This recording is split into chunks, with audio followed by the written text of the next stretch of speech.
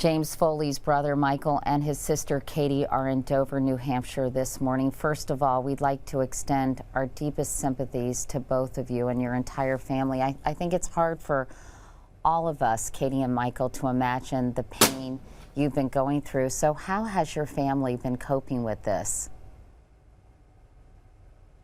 Thanks for having us. Yeah, thank you. I think for the most part, just getting together. Over the past few days, we've all flown in, and we're all staying at my parents' house. And for the most part, we're just kind of reminiscing about all the happy memories we have together as a family. Very lucky indeed. The gunman has been identified as Adam Lanza. Joining me now from London is Lanza's former classmate, Alex Israel. Alex Israel, thank you for joining me. You knew this character. Is this something that you could have ever predicted, that he would one day flip and do something as monstrous as this? I mean, I don't know if you can ever predict something like that would happen. You really never think that it's going to happen to your school, somewhere where you live and you've lived your whole life. But I don't know if I could have predicted it. I mean, there was something off about him. I really only knew him closely when we were very, very young, when we were in elementary school together. It was pretty powerful. Very powerful. We felt like kind of the Lord and Jim at the same time was watching down on us all and giving us kind of the hope and strength to move forward and live life to the fullest, kind of like Jim did. And I mean, he was always a little bit different. He mostly stuck to himself, but I don't know if you can say that you could have predicted this. And somehow I got a Skype alert. And so I opened my computer and it was Jim.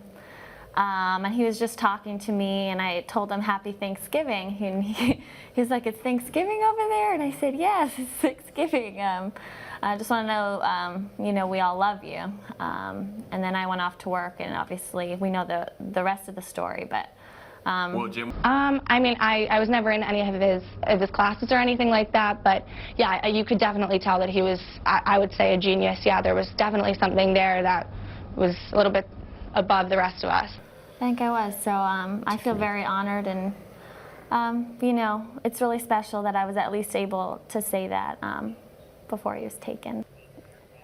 Well, just how kind of they all kept each other mentally and emotionally strong, or at least the best they could. One of the folks told us that Jim created a Risk board game out of some materials they found. So they tried to play games with each other. I remember someone saying on, I think it was Christmas morning, one of the other folks with Jim was really upset and sad, so Jim decided to teach them all Spanish. Another time and I think another person with Jim, they were debating different lectures, gave each other history lessons, so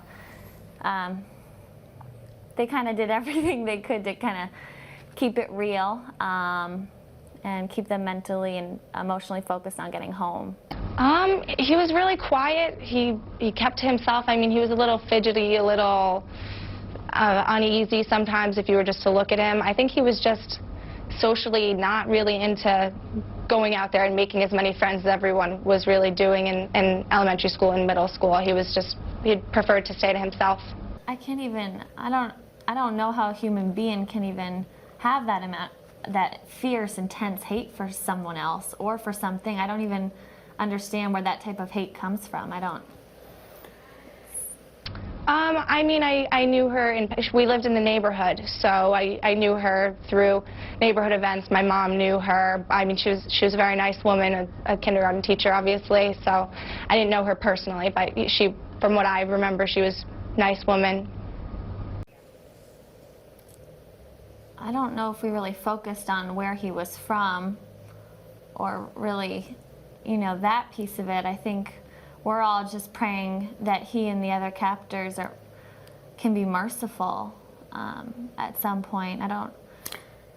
Yeah, I mean, I don't think he being an English citizen has much to do with it, other than I hope that, yeah. I always saw him alone when he was walking through the school, or when he was sitting at the table, or sitting on the bus. But I mean, I'm sure I think he had a few maybe close friends, maybe through school, through his classes, but most of the time that I saw him, he was alone, yeah. Not at all. Today I'm so proud to be an American.